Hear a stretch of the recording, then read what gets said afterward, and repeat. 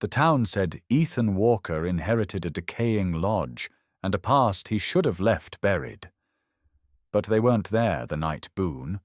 Old scars, sharp instincts, and a heartbeat that refused to quit dragged him toward a secret the entire valley had spent 40 years pretending didn't exist. By the time anyone realized what the dog had uncovered, it was already too late to deny. Some truths don't stay buried, not when a loyal soul decides to dig them up. They said Ethan Walker was out of his mind for coming back, the veteran who didn't know when to quit, the man who traded medals for silence, and now for reasons no one understood, had inherited a collapsing lodge on the northern edge of Pine Valley. If the cold didn't bite first, the town's laughter would.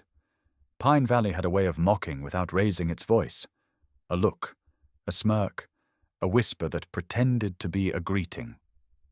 Ethan felt every one of them as his truck rolled down Main Street, snow cracking under his tires. He kept his jaw tight, one hand steady on the wheel, the other resting on the shoulder of the only companion he trusted. Boone sat tall in the passenger seat, ears high, amber eyes locked on the world outside. 7 years old, retired military canine, a beast carved from discipline and instinct. His scars were maps of old battles. Some Ethan had given orders in, some he wished he could forget. People at the diner window paused their coffee cups when they saw the truck. The same truck that had left Pine Valley years ago, carrying a soldier headed for a different kind of winter. A man near the gas pumps shook his head. Another murmured, "That Walker kid still thinks the world owes him something." Someone else said, "More like he still owes the world." Ethan pretended not to hear. Boone didn't. The dog's tail stiffened, his posture alert, ready to step between Ethan and whatever tried to resurrect the past. "Easy, boy," Ethan whispered. "They're not worth your breath." He turned off the road and began the slow climb toward the ridge. The lodge came into view only when the trees parted. Maple Ridge Lodge. Or what used to be. The roof sagged under snow. The porch leaned like it was tired of holding the place upright. The sign above the doorway swung weakly in the wind, its paint chipped to near nothing. But it was his now, for better or worse. A legacy from Uncle Samuel, a man who'd always kept secrets tucked behind half smiles and unfinished stories. Ethan killed the engine. Silence fell like a weight. Boone jumped down first, paws pressing deep into fresh snow. He paused, nose lifted, passing the scents the same way Ethan had once scanned sniper angles. Cold air, pine sap, rust, and something else, something that made Boone's ears snap forward. Ethan stepped out, boots sinking. The cold rose through the soles as if trying to claim him back into the ground. He studied the cabin, the cracked boards, the windows sealed with old plywood, the way the surrounding trees leaned, inward like they'd been watching the place for far too long. "Well," Ethan muttered, "this is home." Boone's tail swayed once, a patient agreement. Ethan made it 3 steps toward the porch before Boone froze. Not the curious kind of freeze, the operative kind, shoulders locked, head dropped, breath held.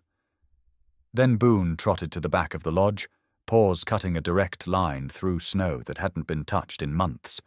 "Boone, heel." Ethan's voice was sharp, instinctive.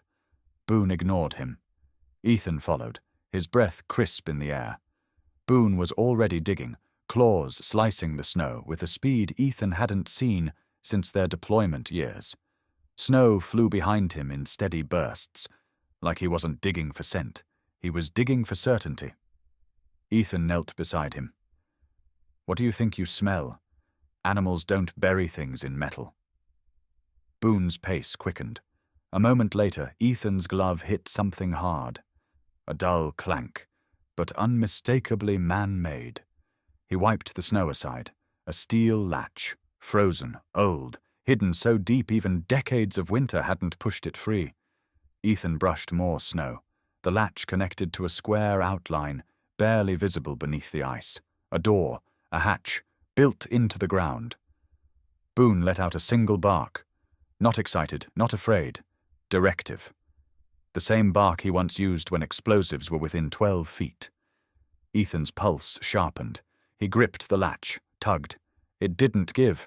The metal was welded by frost and time. His fingers trembled against the cold. "What the hell is this, boy?"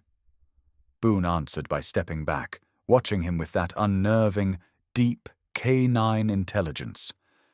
The kind that always meant he knew more than he was allowed to say.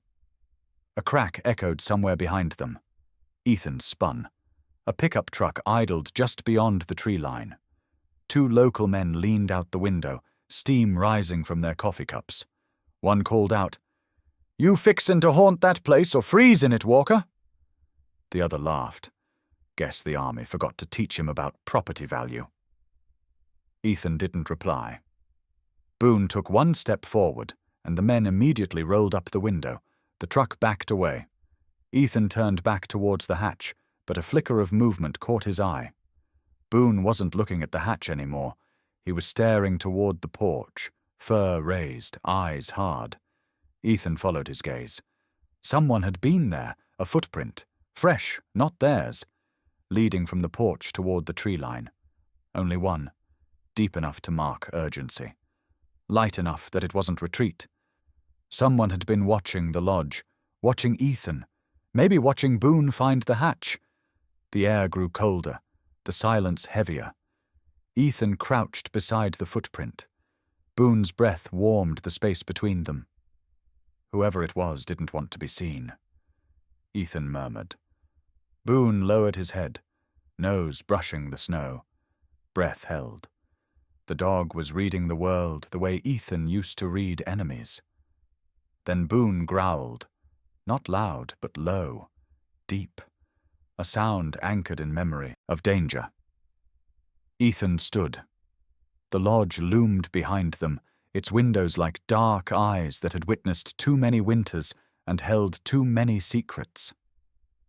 Boone stayed at his side, rigid, waiting for Ethan to decide what came next. Ethan stared at the footprint, then the hatch, then the valley below. He whispered, more to himself than Boone. "Looks like we inherited more than an old lodge." Boone didn't move, didn't blink. He simply breathed once, steady and certain, as if confirming what Ethan already felt. Something beneath the snow had been waiting for them, and it wasn't done waiting. The lodge smelled like old paper and colder years, the kind of cold that didn't leave even when the fire was lit. Ethan stepped inside with Boone close behind, the dog's paws silent on the warped floorboards. Snow clung to Ethan's jacket, melting in slow beads that disappeared into the dusty wood, like the place was swallowing every trace of warmth it could steal. Only one lantern worked.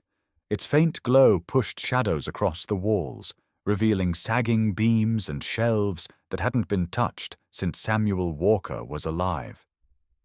Ethan dropped his duffel near the door and exhaled. He had been trained for hostile villages, for ambushes at midnight, for landscapes filled with danger. But this lodge felt heavier than any battlefield. The silence wasn't peaceful. It was waiting. Boone padded forward, nose low, tail straight. His movements were different from earlier aggression. Now he was scanning, analyzing, searching for a scent too faint for Ethan to know existed. The dog stopped near the old stone fireplace. He nudged a loose board below the mantel. Ethan crouched, brushing off a layer of dust. Something was wedged behind the wood. A thin envelope, yellowed, edges brittle. His name was written across the front in Samuel Walker's sharp handwriting. He didn't need to open it to feel the chill that leaked from inside the paper. He tore it carefully. "Ethan, if you're reading this, I'm gone. Do not ignore what the dog tries to show you. This lodge was built for reasons that were never spoken in town. If you want to understand why it still stands, trust the one creature who doesn't lie. Trust the dog." Ethan inhaled, slow and uneven.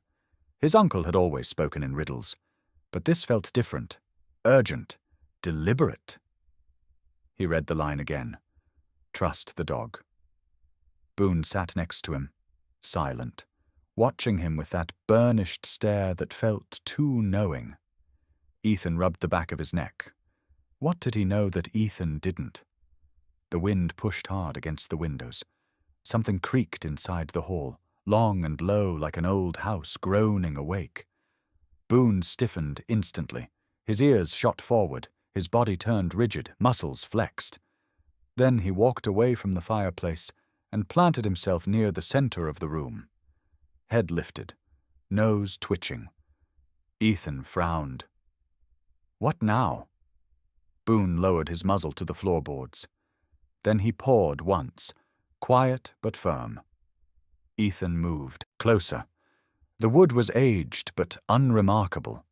A faded rug sat rumpled at the edge. He peeled it back. The boards underneath were slightly darker, as if someone had replaced part of the floor years later. Boone's tail lifted, not wagging, just raised. A signal he used in Afghanistan whenever he detected something concealed underground. Sometimes it meant explosives, sometimes it meant remains. Ethan swallowed. This was a lodge, not a battlefield. He knelt and pressed his hand to the floor. Cold bled through the wood. Boone pushed his nose against Ethan's arm, urging him. All right, I hear you. Ethan whispered. He dug his fingers into the gap between two planks. One board shifted. Not much, but enough to confirm it had been lifted before.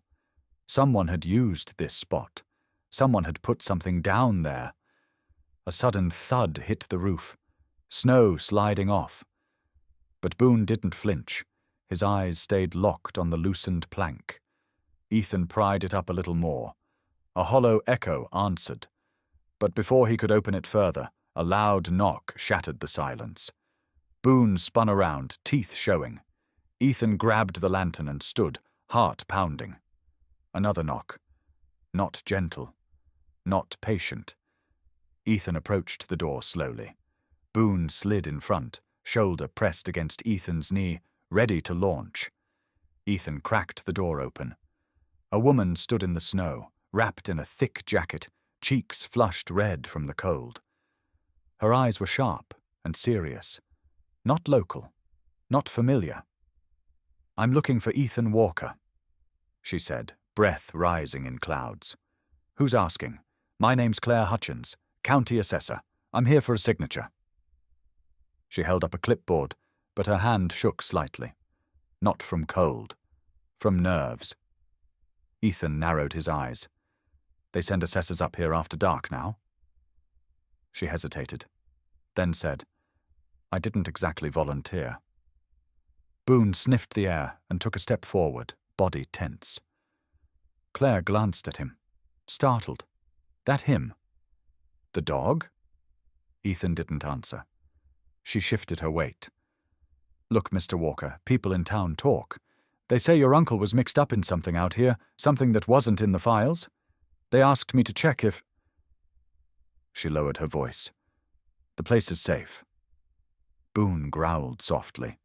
Ethan opened the door wider. You can come in, but only if you tell me who sent you. Claire stepped inside, brushing snow from her shoulders. Her eyes scanned the lodge quickly, almost too quickly. She was looking for something. Or someone. I'm not supposed to say, she murmured, but a councilman pushed for it. Harlan Pierce. Ethan felt his chest tighten. Boone growled again, louder this time. Claire flinched. Is he trained to do that? He's trained to tell the truth, Ethan said. Boone moved toward the center of the room again, then froze. His body lowered, ears high. He stared at Claire. Not suspicion, recognition. Ethan stiffened. Boone only reacted that way to one kind of scent. Chemicals. The kind used in storage facilities or old equipment. Not something a county assessor should smell like. Claire took one cautious step back. Ethan's voice sharpened. Where were you before you came here?" She hesitated. "I told you. County office." Boone growled. It wasn't a warning, it was a verdict. Ethan stepped forward. "Try again." Her jaw tightened. She looked at Boone, then at the plank Ethan had pried up. Her eyes flickered. Then she exhaled sharply. "Fine. I wasn't sent to check the lodge. I was sent to see if you'd found anything." Ethan's stomach dropped. Claire continued. "Harlan Pierce said your uncle hid government materials in this lodge. Old Cold War stuff. He said if you stirred it up, things would get dangerous fast. For everyone." Ethan felt the wind change outside. Boone pressed closer to him, ready. Before he could respond, the lantern flickered. Then the floor beneath Boone's paw gave a small, unmistakable pop. The board shifted fully this time, on its own. And the sound that rose from below wasn't the creak of old wood. It was metal striking metal. Boone barked once, direct, urgent. Claire went pale. Ethan froze. And in that moment, he knew two things. 1. His uncle hadn't lied. 2. Whatever was buried here, someone else knew about it long before Ethan arrived. Boone stood at the center of it all, eyes blazing, breath steady. The dog wasn't remembering. He was warning. The night in Pine Valley was the kind of cold that made the glass pulse. Ethan drifted in and out of sleep on the thin mattress, wrapped in a blanket that smelled like dust and old cedar. Boone lay near the doorway, motionless except for the slight rise of his chest. The dog never slept deeply. Not anymore. It was close to midnight when Boone's ears shot up. A split second later, he barked. Not a warning bark, not a curious one. This was the sharp, surgical bark he used in Afghanistan when he'd scented explosives, corpses, or danger that couldn't be seen yet. Ethan sat up so fast the room spun. Boone barked again, then scratched the floor, claws clicking with urgency. "What is it, boy?" Boone didn't even look back at him. He sprinted towards the kitchen, tail stiff, nose cutting the air like a blade. Ethan grabbed a flashlight and followed, boots half-laced. Boone reached the back door and stopped. He didn't bark this time. He growled, a low, vibrating sound that wrapped the room in tension. Ethan swung the door open cautiously. The world outside was buried in white. Snow drifted sideways under the moonlight, the trees bowing under the weight of the storm. But Boone shot out immediately, paws sinking deep, breath fogging around him. Boone cut to the right side of the lodge, following a scent line only he could detect. Ethan jogged after him, the cold burning his lungs. At the far corner of the house, Boone stopped abruptly, nose pressed against the ground. Then he began to dig. Not frantic, not confused, surgical, exact. Ethan felt his chest tighten. This was the same pattern Boone used when he located a buried device in Helmand Province. Same body angle, same controlled breathing, same precision. He flashed the light downward. Snow flew in sharp bursts behind Boone, revealing the wooden edge of something familiar.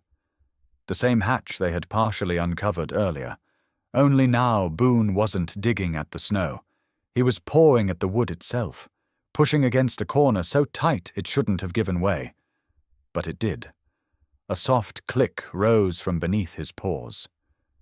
Ethan froze. That wasn't a natural sound. That was mechanical. He knelt beside Boone and pressed his hand against the wood. He pushed. A thin seam shifted under his palm. "You have got to be kidding me." He gripped the edge, braced his boots in the snow, and pulled. The hatch groaned like something exhaling after decades underground. A blast of cold air seeped up, carrying a smell Ethan knew too well. Earth, metal, and something faintly chemical. Boone backed up, but only far enough to let Ethan descend. The flashlight cut through the dark, revealing narrow wooden steps leading down to a small room. The walls were dirt reinforced with old timber. A workbench sat against one wall. Shelves lined with dust-covered crates filled the space. It looked untouched since the Cold War. Boone stood at the top of the stairs, watching, refusing to leave his post. Ethan stepped down slowly. The wood creaked under his weight. His breath fogged in the stale air. He swept the light across the room. That was when he saw it. A metal case sat in the far corner. Standard military issue. Rusted but intact. He approached and knelt, the cold seeping through his jeans. The latch was stiff, but it opened with enough force. Inside lay several objects wrapped in plastic, a faded notebook, a stack of folded maps, and a sealed envelope addressed not to Samuel Walker, to the one who stayed. A chill washed through him. He opened the notebook first. The pages were brittle, filled with tight handwriting. Coordinates, dates, lists of supplies. Then the tone shifted halfway through. Notes grew frantic. Words underlined. North Star Phase 2 incomplete. If the government abandons it, we safeguard it. Pierce disagrees, says bury everything. No trace, no record. Ethan kept reading, flipping pages faster. Last entry, December 2nd, 1983. Had to lock the second crate. They will come for it one day. If I'm gone, the dog will know. Ethan's breath stalled. The dog. Singular. Boone wasn't born until decades later, but canine lines were often bred from the same few military bloodlines. Rule was simple. Instinct travels further than memory. He set the notebook aside and unfolded one of the maps. Most markings were blacked out, but in the upper corner, written in faded red ink, was a project name. Project North Star. Ethan felt the ground tilt. He had heard whispers of North Star during briefings years ago. A Cold War contingency plan involving resource caches, encrypted supply points, and off-grid safe houses in mountain regions. Most files on it were destroyed or sealed, but Maple Ridge Lodge wasn't on any public file. Boone barked once, sharp and commanding. Ethan jerked his head up. The dog wasn't alerting to danger. He was alerting to movement above them. Footsteps, light, slow, not the wind, not the house settling. Someone was at the lodge. Boone growled and moved halfway down the steps, eyes locked upward. Ethan extinguished the flashlight, plunging the cellar into darkness. They listened. One step, another. A faint creak of a boot on floorboards. Ethan's pulse sharpened. Boone stayed perfectly still, but the air shifted around him like he was preparing for attack. Then the footsteps stopped. Silence. Ethan climbed back up with Boone glued to his hip. He reached the hatch and eased it shut, pushing snow back over it until it blended into the landscape. The wind covered the rest. He moved toward the lodge window, peering through the frost. No shadows, no figure, no sign of tracks. Whoever it was had either retreated into the trees or had never wanted to be seen in the first place. Inside the lodge, the room felt heavier. Boone scanned every corner, muscles tight, nose flaring. Ethan dropped the notebook, unfolded the North Star map again, and stared at the coded markings. If Pierce wanted to buy this lodge, he wasn't buying property. He was buying silence. Boone walked to Ethan and pressed his head gently against his forearm. Not comfort. A signal. They were running out of time. Ethan closed the map. Whatever Project North Star hid in these mountains, they were not the only ones searching for it. And Boone had just become the only guide through a secret someone was willing to kill to keep buried. The morning came in pale grey light, the kind that made the mountains look older and the world feel quieter than it should. Ethan barely slept. Boone didn't sleep at all. Every sound outside the lodge made the dog rise, ears forward, eyes sharp. Someone had walked the grounds last night, and whoever they were, they'd been close enough to hear Boone's bark before vanishing into the trees. Ethan warmed his hands around a mug of coffee and stared at the notebook again. The same name kept circling in his head, the one that appeared in almost every North Star entry. Pierce. It couldn't be a coincidence. By mid-morning he made his way into town. Snow fell lightly, but the cold sliced deeper than before. Pine Valley's streets were lined with old brick buildings and faded Christmas lights still hanging, even though the season had long passed. On the corner near the community center, a woman loaded books into the back of her car. Maya Ellington. He recognized her from years back, the teacher who ran the historical club at Pine Valley Middle. She'd always been the kind who saw more than people wanted to reveal. Boone trotted beside Ethan, scanning every vehicle, every doorway, marking each with the same silent vigilance he once used on patrol. Maya looked up and blinked in surprise. "Ethan Walker, I heard you were back, and with company." Boone stepped forward, not threatening, just assessing. Maya laughed softly and extended a hand. Boone sniffed once, then licked her glove. "He likes you," Ethan said. "That saves time." "What brings you here?" Maya asked. "You never drove into town unless you had to. I need your eyes on something." Her expression shifted. Serious now. She gestured for him to follow her inside the community center, where the heater hummed unevenly and the walls were lined with faded photos of Pine Valley's early settlers. They sat at a table near the window. Boone sat between Ethan's feet, gaze fixed on the door. Ethan opened the notebook and the folded map, careful not to draw attention from the few locals passing by. Maya leaned in, her brow furrowed almost instantly. "Where did you get these?" "My uncle's place." "The lodge." Maya's eyes widened. "Ethan, this signature, this isn't just some handyman scribble. This is Harlan Pierce." Ethan leaned back. Boone shifted, picking up the tension. "You know him? Everyone in town knows him." Maya tapped the page. But before he was the golden boy of Pine Valley, Harlan was one of the lead contractors for Cold War infrastructure projects. Army Corps of Engineers, mountain facilities, defense shelters. And he had his hands in half of the construction up in these ridges. Ethan felt heat rise behind his ribs. Boone sensed it and pressed gently against Ethan's boot. Maya continued. "If Pierce was part of whatever North Star was, Ethan, that means the lodge wasn't just a lodge. It was part of whatever they were building. Or hiding." Ethan nodded slowly. "Someone tried to break into it last night." Maya's eyes sharpened. "Did you see them?" "No, but Boone did."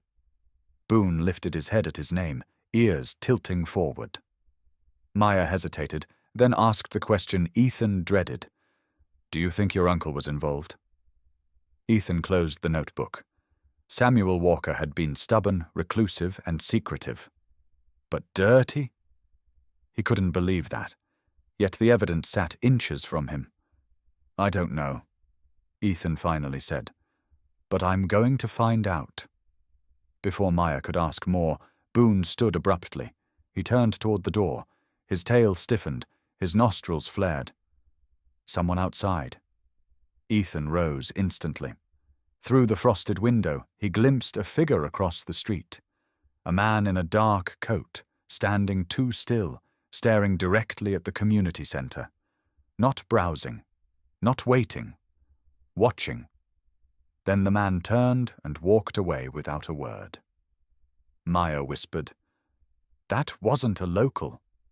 Boone growled deep, a sound that curled through the room like smoke.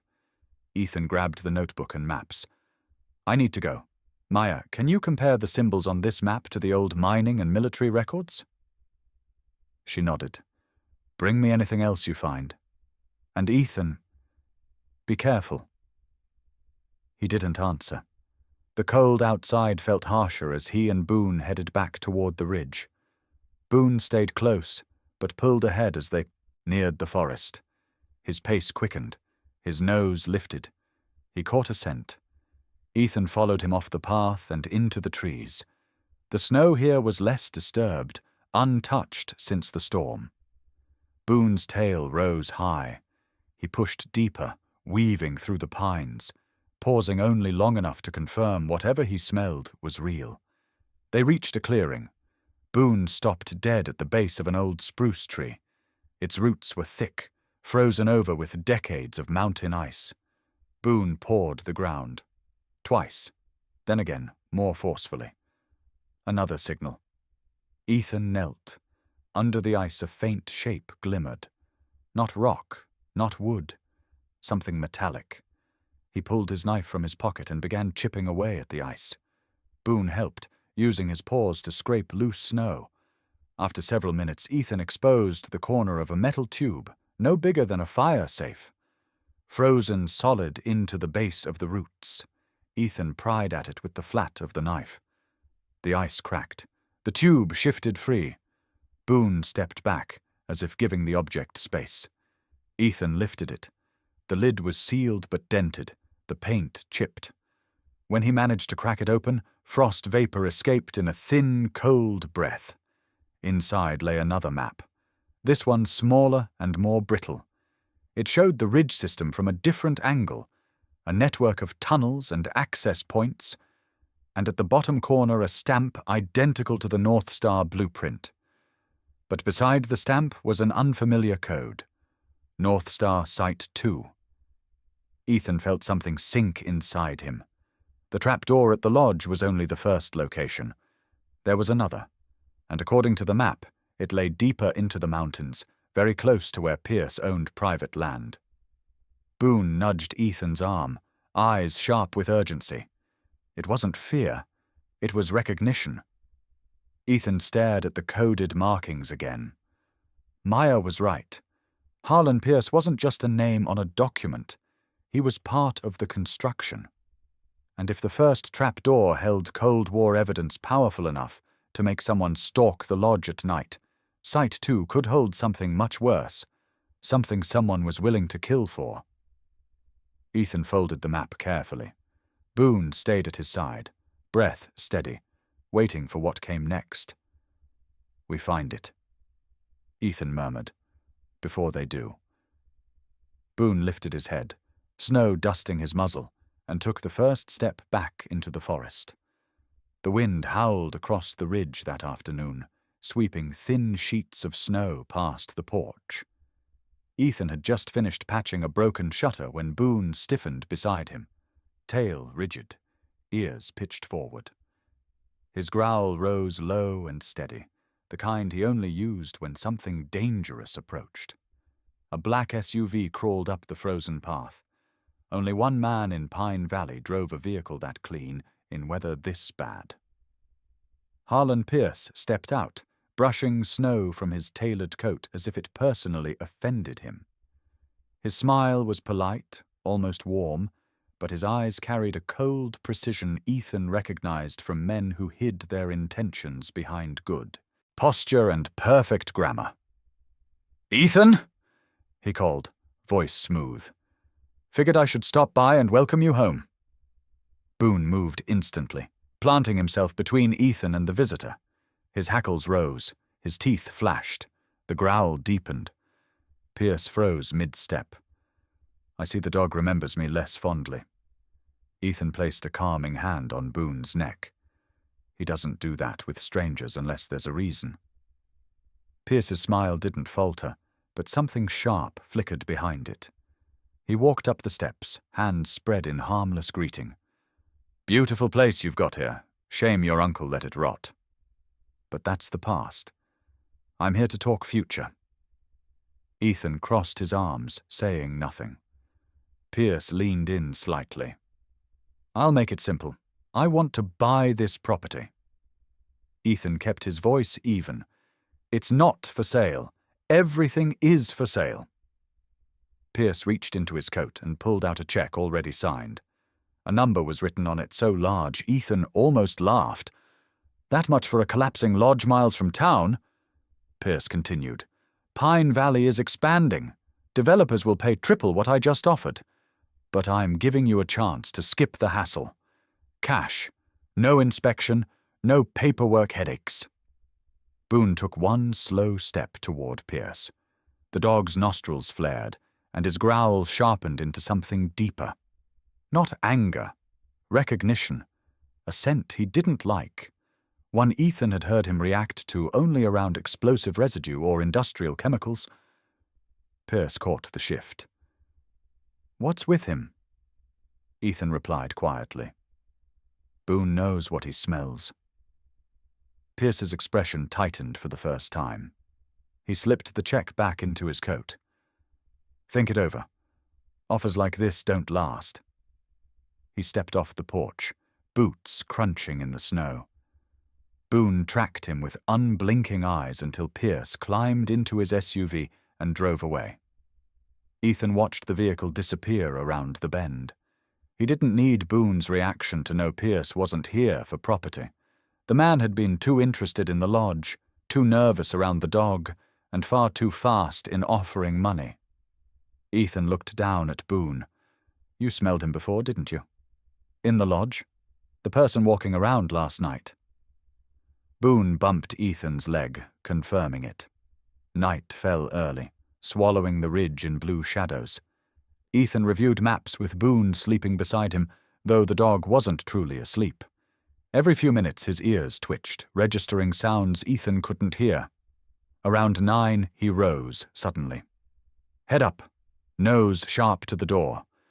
What is it now?" Boone didn't bark. He walked to the back door, pushed it once with his paw, and looked back at Ethan. Insistent. Ethan grabbed his coat, flashlight, and followed him outside. The cold hit like a blade, but Boone moved through it like he didn't feel a thing. He navigated the trees with purpose, weaving between trunks, following a scent only he could interpret. They moved deeper into the forest than before. The moon lit patches of snow, silver white. Branches cracked underfoot. After 10 minutes, Boone stopped so abruptly, Ethan nearly stepped over him. The dog lowered his head to a snow-covered mound near a cluster of boulders. His breath quickened. Ethan knelt and brushed away the snow. A metal hinge glinted. A second hatch. Unlike the first one, this one was reinforced with steel edges, marked with faint military etchings worn by time. Ethan ran his glove over the surface, the cold bit straight through. Boone circled the hatch, nose pressed low, as if confirming there were no immediate dangers around. He barked once, short and sharp. Ethan understood. "Open it." He pulled at the latch. Frozen solid. Boone stepped back, then rammed his shoulder against the side of the hatch. A dull thud echoed. Ethan shoved his boot against the edge, applied pressure, and finally the seal cracked. The hatch lifted slowly, groaning under decades of ice. A rush of stale air drifted out. Ethan lowered the flashlight. A ladder descended into a narrow chamber cut directly into the earth, reinforced by cement walls instead of wood. The difference was immediate. This one wasn't a makeshift cellar. This was engineered, purposefully hidden.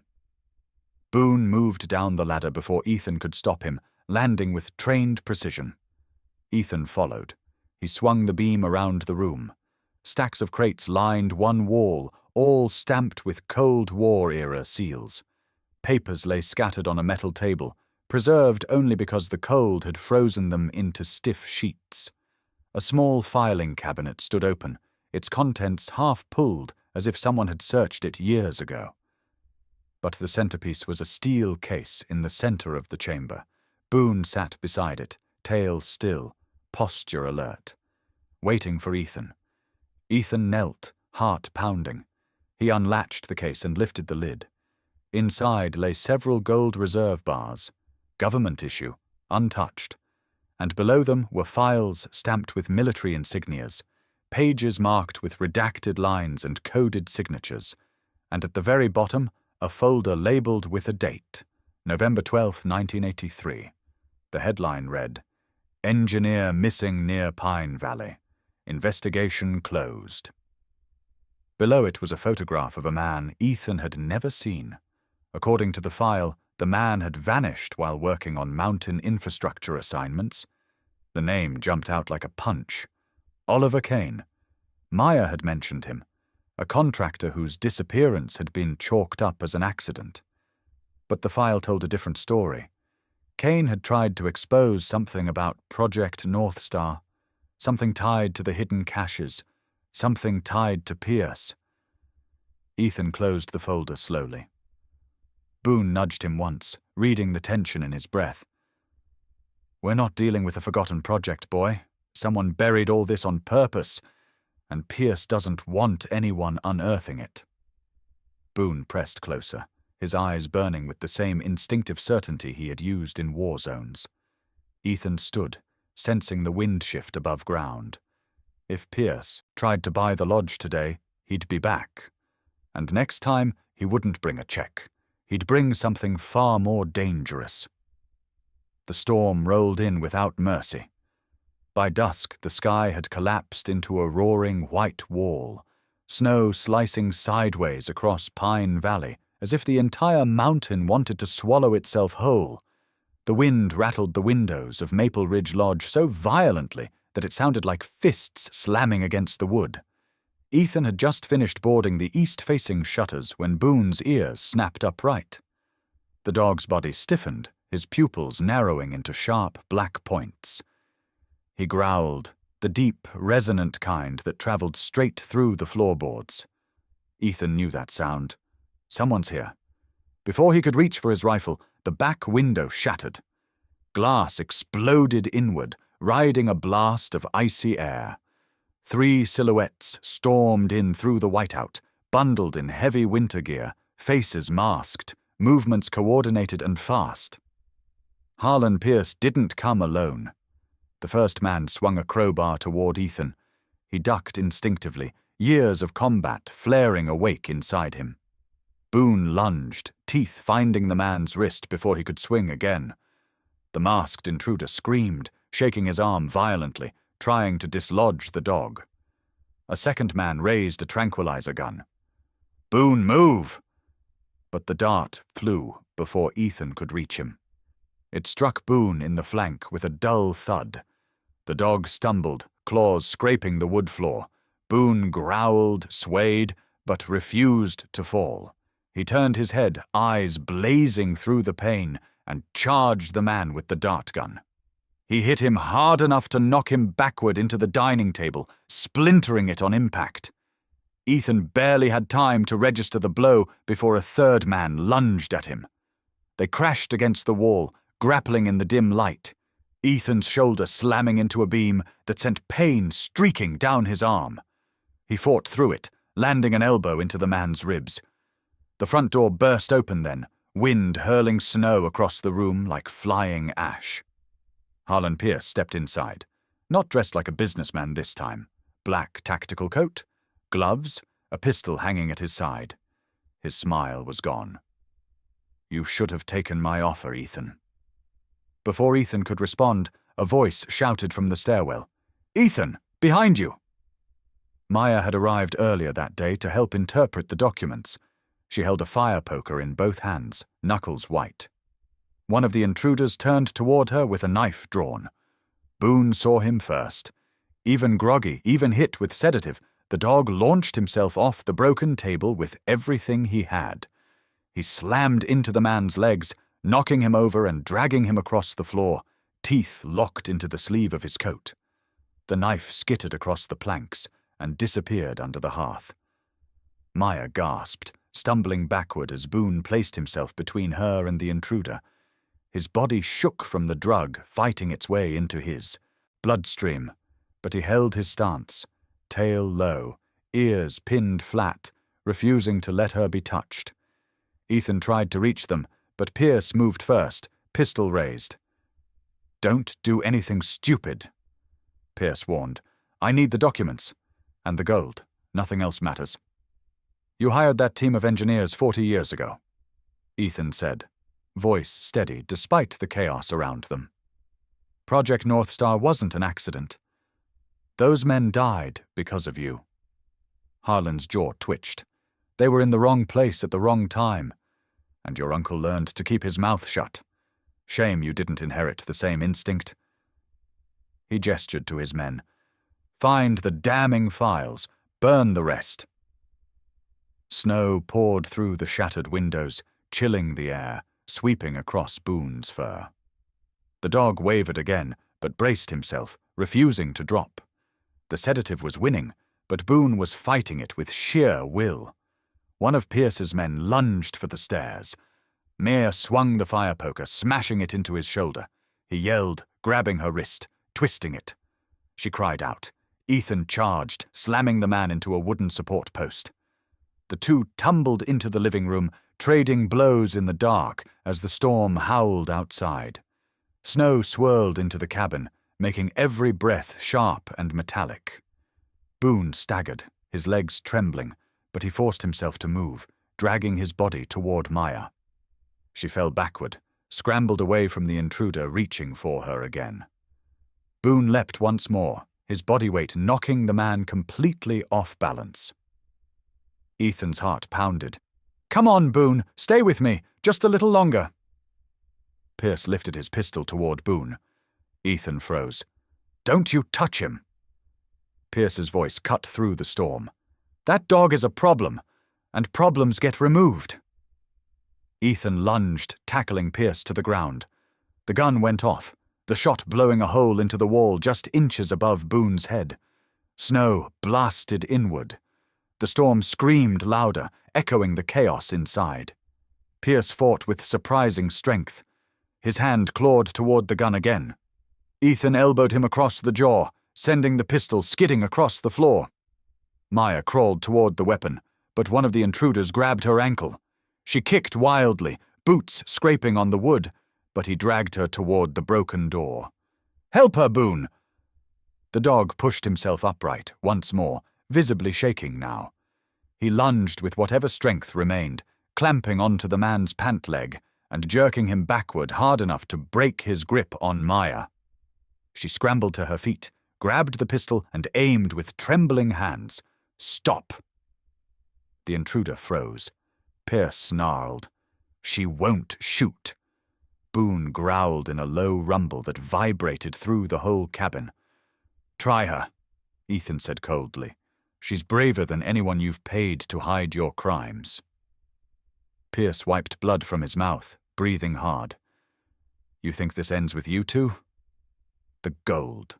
The documents. Project North Star. You don't know how deep this goes. I kept my silence. The engineers didn't. That's why they're gone. And if your uncle had listened instead of burying the evidence, he'd still be alive. That was the final crack in the room. Boone, trembling but conscious, took one unsteady step forward. His eyes locked on Pierce with a clarity that sliced through the drug. Ethan didn't need to give a command. Boone rushed him. Pierce panicked, backing toward the broken window just as a violent gust of wind blasted inward. His foot slipped on the icy floorboards. Boone's weight collided with him, sending both of them crashing sideways. Pierce tried to grab the windowsill, but the snow and wind knocked his balance clean out. He fell backward into the raging white storm. Silence followed him down the ridge. Boone collapsed. Ethan lunged toward him, sliding to the dog's side. Boone's chest rose shallow and fast, pupils dilating, breath thin. "Stay with me, boy. You did good. You did so damn good." Maya knelt beside them, tears mixing with melting snow on her face. "He saved my life," she whispered. Outside, the storm began to swallow Pierce's footprints, covering the truth and the man who tried to bury it. Inside the lodge, Ethan held Boone close as the dog fought to stay awake. Ethan whispered into his fur, "I'm not losing you. Not tonight." Boone blinked once, pressing his muzzle weakly into Ethan's palm. He had protected his people. Again. And the storm was finally beginning to break. At dawn, the storm finally broke. The world outside the lodge lay buried under a clean, untouched blanket of snow, glowing faintly blue in the early light. The silence was so complete, It rang in Ethan's ears. Inside, the cabin still trembled with the echoes of the night before. The shattered window, the overturned furniture, the spots of blood melting into the wood. Boone lay on a pile of blankets near the fireplace, his breathing steadier now, but still labored. Ethan knelt beside him, checking his pulse again. A faint tail wag brushed the floor when Ethan's hand touched his shoulder. "You held us together last night," Ethan whispered. "You bought us the time we needed." Boone blinked once, slow, proud. A low rumble echoed outside. Engines. Ethan stood, grabbing the emergency flare gun he had fired through the storm hours earlier. The flare must have punched through just enough cloud to be spotted. Snowmobiles emerged from the trees, headlights carving through the white haze. Behind them, 2 county sheriff trucks crawled along the barely visible road, chains biting into the ice.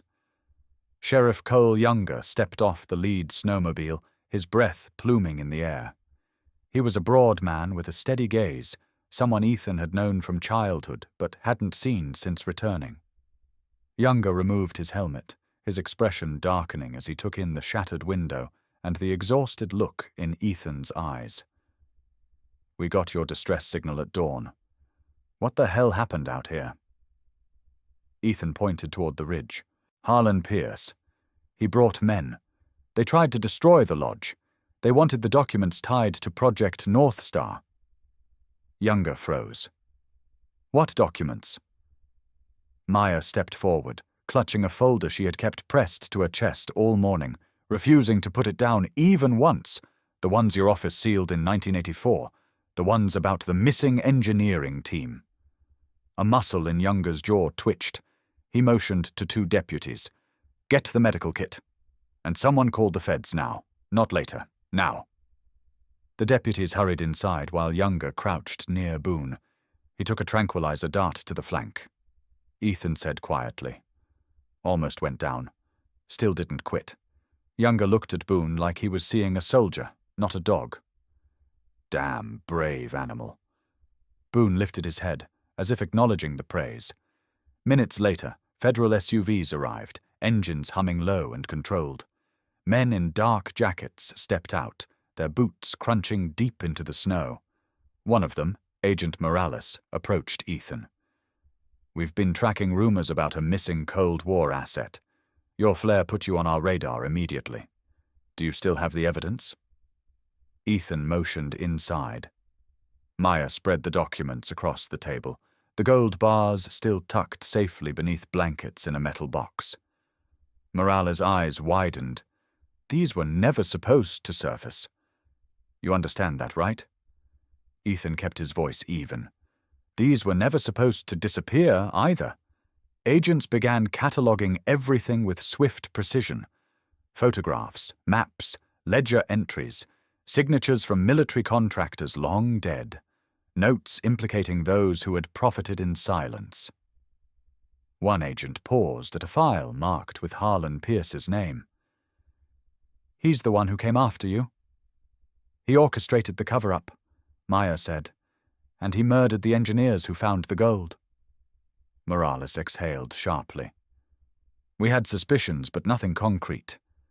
This—" He tapped one of the documents. "This is enough to crack open 30 years of corruption." By late morning, deputies located tracks leading down a ravine behind the lodge. There, half buried in snow and tangled in brush, they found Harlan Pierce, alive but broken, legs twisted beneath him. He tried to speak, but the cold had stolen most of his strength. Younger stood over him, arms crossed. "Harlan Pierce, you are under arrest for attempted murder, trespassing, possession of stolen federal assets, and obstruction of justice. And that's just the start." Agents lifted Pierce onto a rescue sled, securing him with heavy straps. Even then, he glared at Ethan as if the lodge itself had betrayed him. "You should have let it die in the snow," he rasped. Ethan didn't respond.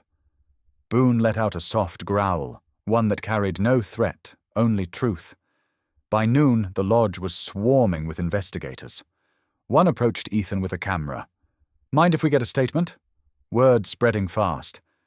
And well, he smiled toward Boone, who was resting near the hearth. "People want to know about the dog." Ethan didn't step into the spotlight, but he didn't push it away either. "I didn't uncover anything," he said. "Boone did. He never stopped digging. Not for treasure. For the truth." The agent nodded. "That'll play well with the public." An hour later, local news crews arrived, broadcasting live from the clearing. Viewers watched footage of Boone being checked by a veterinarian, wrapped in a blanket, eyes alert despite the sedative still lingering. "Hero dog saves 2 lives in Pine Valley assault," the reporter announced. "Former canine Boone leads investigators to Cold War gold cache and exposes decades-old cover-up." Boone tilted his head at the camera, as if unimpressed by the attention. That evening, after the last agent departed and the quiet returned, Ethan sat beside Boone again. Maya placed a warm blanket over them both. "You kept this mountain honest," Maya whispered, scratching Boone's cheek. "And you nearly died doing it." Boone rested his head on Ethan's knee, letting out a deep sigh, the kind that carried weight and relief and pride. Ethan stroked the scar along Boone's jaw. "The lodge is safe now. The truth's out. They can't bury any of it again." Boone's tail thumped once. Outside, the last officers drove away, their headlights fading down the path until only the soft glow of the lodge lantern remained. Ethan glanced around the room. The broken windows, the scattered snow, the bruises on his arms, Maya's bandaged wrist, Boone's shallow breaths. Everything hurt, but everything mattered. Justice had finally reached Pine Valley, and it started with a dog who refused to stop digging. 1 year later, the mountain no longer felt like a place people whispered about. Maple Ridge Lodge stood solid again, its roof repaired, its porch leveled, its windows warm with steady light. The scars of that winter night were not erased, but honored. Some boards remained slightly darker where fire embers had once landed, and Ethan left them that way. Memory was part of the foundation now. Pine Valley Veteran Retreat. The carved wooden sign hung above the door, simple and honest. Veterans from every corner of the county knew the name. Some arrived broken. Some arrived silent. Some arrived angry at a world that had moved on without them.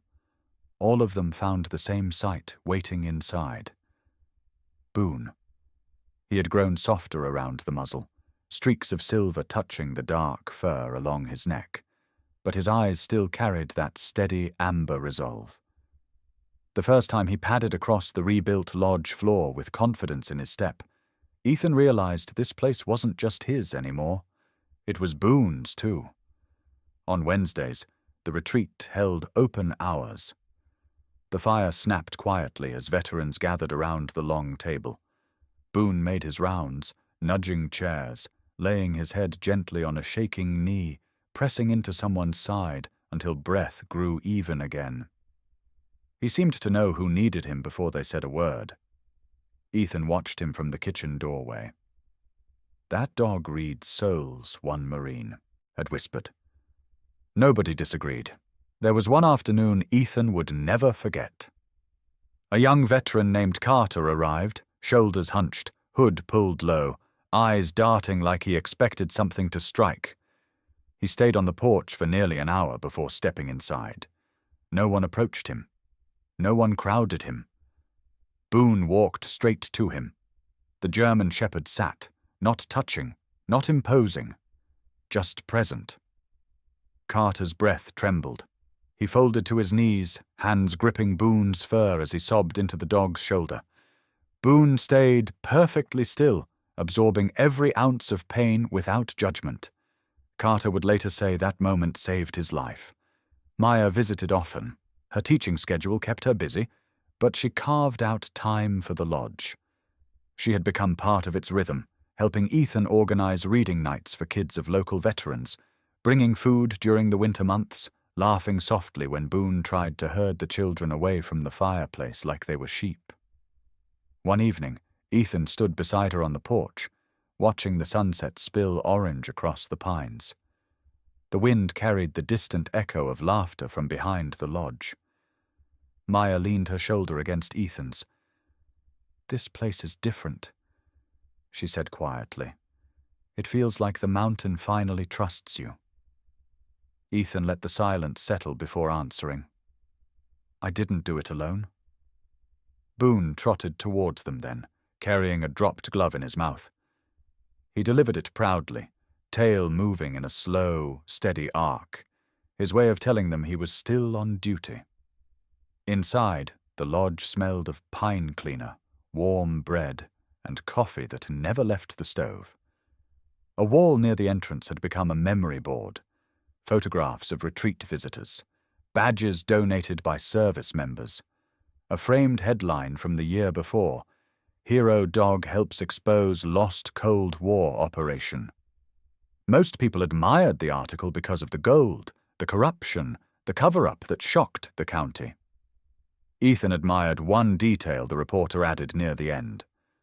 Boone did not bark for glory. He barked because someone had to tell the truth. Late one night, the lodge was quiet except for the low thrum of the heater and the empty creak of the rafters. Ethan walked down the hallway to check the rooms, making sure the last guests were settled. Boone followed, paws soft on the floorboards.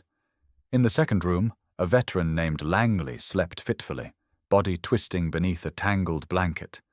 Ethan recognized the signs. Night terror coming on. Before Ethan could step closer, Boone moved forward, placing a single paw on the edge of the mattress, leaning in gently until his weight grounded the man. Langley's breathing slowed. Boone eased back, returning to Ethan's side. "Good work," Ethan whispered. Boone bumped his shoulder lightly in reply. There were small plot twists that came with this new life. Unexpected visits from journalists, a congressional aide reaching out about a bill that would fund canine therapy programs nationwide. Even a reporter from a national network asked for an interview with Boone, not Ethan. He turned them down politely. Boone didn't need fame. He needed purpose. But there was one surprise Ethan never spoke about. One evening, while clearing snow near the tree line, Boone stopped and nudged something buried deep beneath the ice. Ethan dug it out with gloved hands. It was an old metal dog tag, frozen stiff, the inscription barely visible. A name Ethan did not recognize, but one that belonged to a soldier listed as missing from the 1983 engineering team. Boone had found the last piece of an unfinished story. Ethan placed the tag inside a small wooden box and locked it away with the other recovered items. Some truths were meant for families, not headlines. Boone curled beside the fire that night, his breathing slow and even. Ethan sat near him, hand resting on his fur, feeling the quiet heartbeat of a dog who had held a mountain together. The storm had passed long ago, but its memory shaped every nail, every brick, every life inside Maple Ridge Lodge. And it was Boone who carried the legacy forward, one steady step at a time. Outside, the wind brushed through the trees, soft and reassuring, as if the mountain itself was whispering that the darkest winter was behind them. The lodge glowed like a beacon in the snow, a place to come home to, a place rebuilt by a man, a teacher, and a dog who refused to let the truth stay buried. By the following spring, Maple Ridge Lodge had settled into its new identity, not just as a refuge, but as the heartbeat of Pine Valley.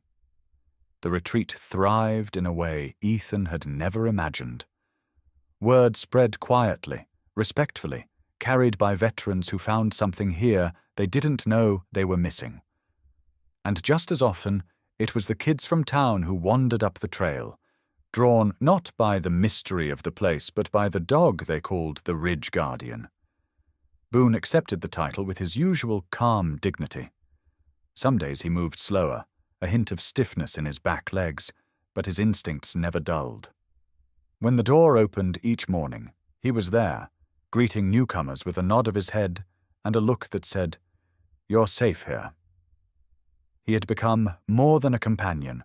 He was a symbol, a living reminder that loyalty could outlast storms and secrets. Maya stepped naturally into her role at the lodge. She and Ethan worked side by side, turning the clearing behind the cabin into a space for workshops. Veterans came to learn carpentry and survival skills, and teenagers volunteered on weekends, learning everything from basic first aid to how to build a fire in the snow. Maya handled the classroom-style sessions, weaving history and writing exercises into the lessons, showing kids how stories could rebuild what trauma tried to destroy. On a warm Saturday morning, the clearing was filled with chatter. A group of high school students from Pine Valley had come for a workshop on local history. Their teacher had asked Maya for help, but the kids clearly wanted one thing more than the lesson: Boone. He stood in the shade of the lodge, letting 3 children braid wildflowers into his collar. He tolerated it with a patient sigh, but his tail thumped just enough for them to know he didn't mind. Ethan watched from the steps as Maya wrapped up a talk about the old engineering team that once worked in the mountains. She told the truth, not the rumor-filled version the town had whispered for decades.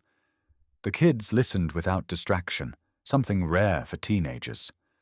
When she finished, one boy raised his hand. "Is it true?" he asked. "The gold? The missing engineers?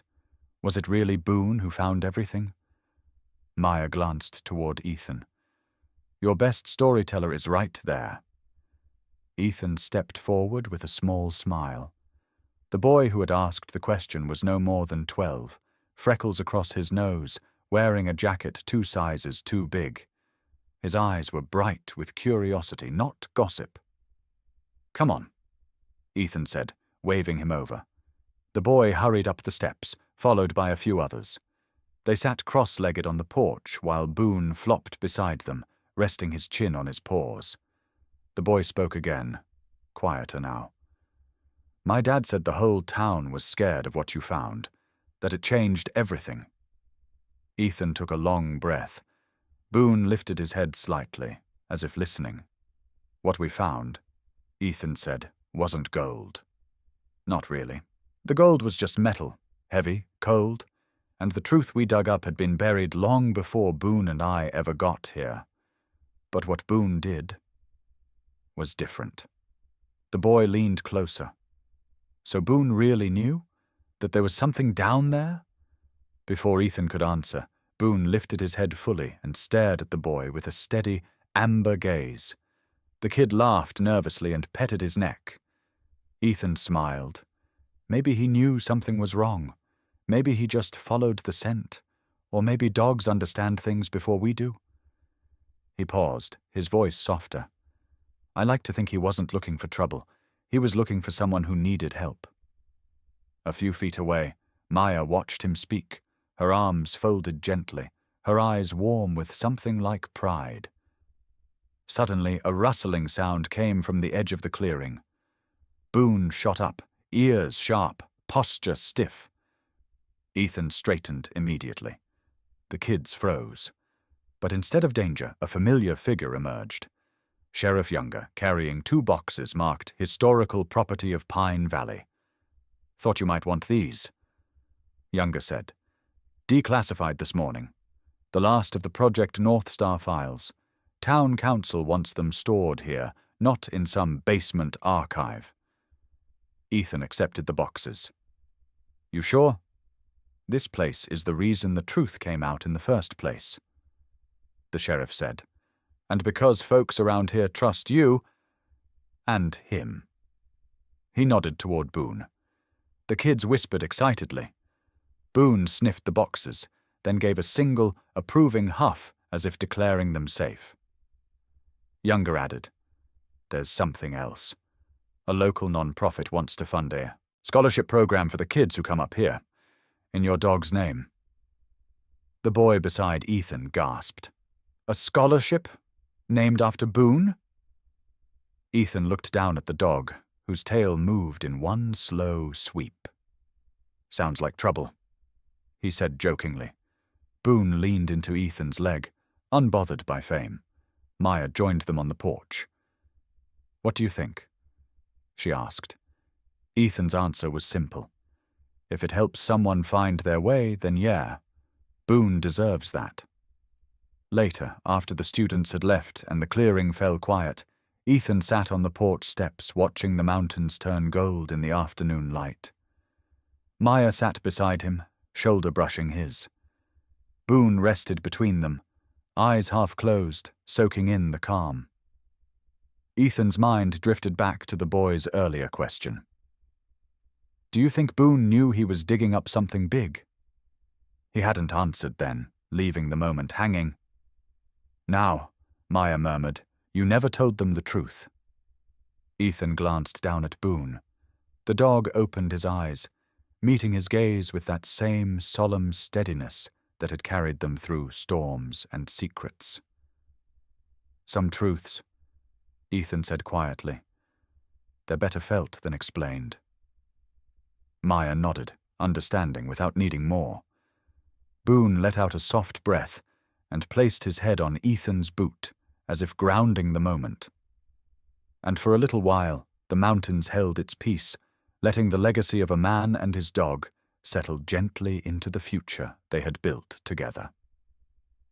The late afternoon sun cast long, warm streaks across the porch of Maple Ridge Lodge. The air smelled of pine and wood smoke, and the quiet carried that unmistakable peace that comes only after a stormed-through year. The lodge stood stronger than ever, rebuilt with steady hands and steady hearts. Veterans lounged inside, talking softly. Kids laughed somewhere near the tree line. And Boone lay stretched at Ethan's feet, the old shepherd's coat now salt and pepper, his breathing slow but steady. A car rolled up the gravel path, tires crunching over the thin frost. A young reporter stepped out, notebook tucked to her chest, voice gentle as she approached. Mr. Walker, thank you for agreeing to this. Ethan nodded, leaning back against the railing. Just keep it honest. Always, she said. Mind if we sit? Ethan gestured to the bench beside him. Boone lifted his head, watching her with those calm amber eyes that had startled criminals and soothed the broken in equal measure. The reporter flipped open her notebook. People still talk about what happened here. Not the treasure, not the arrests, but the dog. So I guess my first question is the one everyone wonders. Do you think Boone knew what he was doing that first night, when he dug under the snow? Ethan looked down at Boone. The shepherd blinked slowly, as if remembering, as if the memory still lived somewhere behind those steady eyes. Ethan lifted a hand and ran it down Boone's neck, feeling the warmth beneath the aging fur. He didn't dig for gold, he said quietly. He didn't dig for fame or glory. Boone dug because something was wrong. Something was calling for help. He paused, voice softening. He dug for the truth. The reporter lowered her pen, caught off guard by the weight of his words. She asked a few more questions about the lodge, the veterans, the programs, but her tone had shifted. Less like an interview, more like someone trying to understand something deeper than headlines. When she finally stood to leave, she crouched beside Boone. You're a good boy, she whispered. Boone nudged her hand, the gesture gentle and deliberate, as if granting his approval. The car disappeared down the path. Evening settled across the valley, tinting the snow a shade of gold just before dusk. Ethan sat there for a long moment, rubbing the ache out of his hands, watching Boone stretch and settle beside him with a small groan. You still keeping us in line? Ethan asked. Boone thumped his tail once. Old, tired, but unbroken. Maya stepped out onto the porch with 2 mugs of coffee. The workshops are full again next week, she said. 3 new veterans called this morning, and 2 families asked if Boone would be here. Ethan smiled. He's not going anywhere. Boone leaned his weight against Ethan's leg, eyes half closed in the falling light. The porch light flickered on, casting a warm glow over the old shepherd's face. Maya sipped her coffee. You ever think about how different things would have been if he hadn't dug that first night? Ethan didn't answer right away. Instead, he looked at the tree line where the snow had once hidden a truth the world had forgotten. He breathed in the mountain air, cold and clean. Boone didn't just change my life, he said. He changed what this place stands for. People come here because they believe in him. They trust him before they trust themselves. Maya nodded. I think that's the best kind of legacy. A small voice broke the quiet. Ethan? Boone? A boy from the valley. Tyler, the one who barely spoke when he first arrived months ago, stood at the foot of the steps. His hands were shoved in his pockets, and his breath puffed white in the cold. Can I sit with you guys for a minute? He asked. Ethan motioned him up. Boone shifted, making just enough room for the boy to lean against his side. Tyler breathed slow and steady, fingers buried in Boone's thick fur. He's getting older, Tyler whispered. Aren't we all? Ethan said. Tyler smiled faintly, and then, softly, asked the same question the reporter had earlier. Do you think he really knew? That night? What he was digging up? Ethan didn't look at Tyler. He looked at Boone. The shepherd lifted his head, eyes clear, unwavering, as if answering in a language only loyalty understands. Ethan finally spoke. Some dogs don't need to know the whole story. They just know who needs them. Tyler nodded, resting his cheek against Boone's shoulder. Darkness stretched across the valley, quiet and steady. The porch light glowed like a beacon, guiding lost things home. Ethan took a deep breath and looked toward the camera mounted over the lodge door, the small red recording light blinking softly for the retreat's online channel. He wasn't one for speeches, but tonight felt like one of those moments that hung in the air, waiting to be spoken into truth. If this story found you, he said quietly, it's because some part of you still believes in loyalty, still believes in the quiet heroes, dogs like Boone. They're out there every day, digging, searching, holding our world together in ways we don't always see. Boone nudged his leg, as if urging him on. Ethan looked straight into the lens. What's your story with a loyal pet? The screen door creaked open behind him. Warm light spilled across the porch. Boone settled his head on Ethan's boot, eyes closing as the night wrapped gently around them. Ethan reached down and stroked the shepherd's fur one more time. If this story touched you, share it, support it, help it reach someone who needs it. And don't forget to subscribe to the German Shepherd channel. These dogs don't ask for much, but they give us everything. The wind moved softly through the pines, carrying the final words into the quiet mountain air. He didn't dig for gold. He dug for purpose, and the world was better for it.